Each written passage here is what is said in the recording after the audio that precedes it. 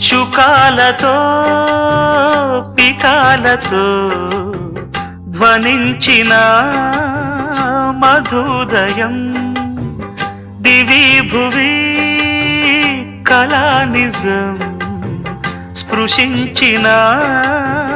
మహోదయం మరో ప్రపంచమే మరింత చేరువై నివాడి కోరిన ఉగాది వేళలో గతించిపోని గాథనేనని ఆమని పాడవే హాయిగా మూగవై పోకు ఈ వేళ